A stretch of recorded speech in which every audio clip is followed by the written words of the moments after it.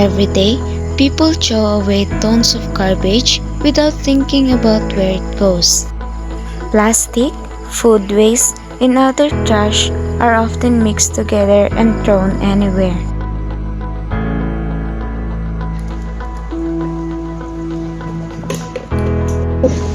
Wait, Starling! Don't throw it there!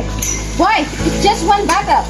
Not exactly the problem. Everyone says it's just one, but if millions of people say that, it becomes more tons of waste.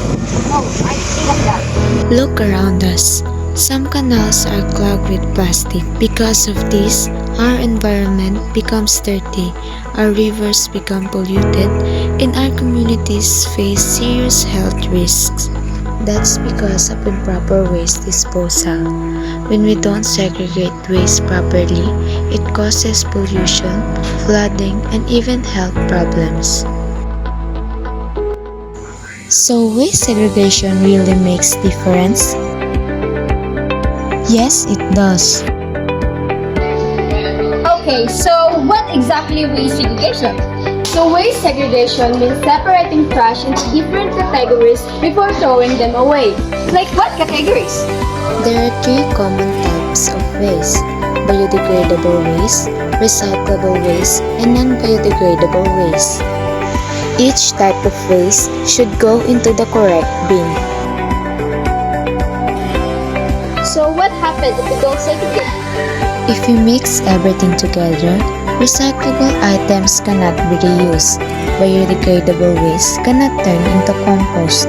Garbage piles up in the landfills. Harmful chemicals may leak into the soil and water. Improper waste disposal also attracts pests like rats and mosquitoes, which can spread diseases.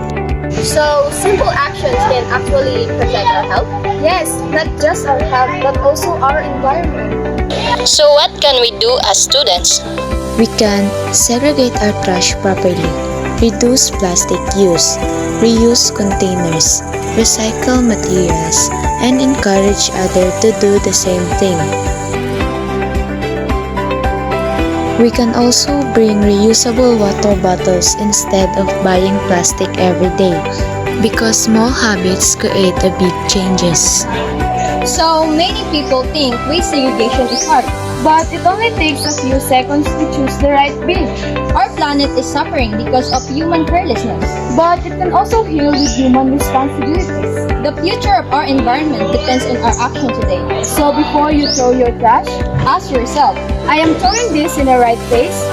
Segregate your waste. dispose of it properly. Because a clean environment starts with you.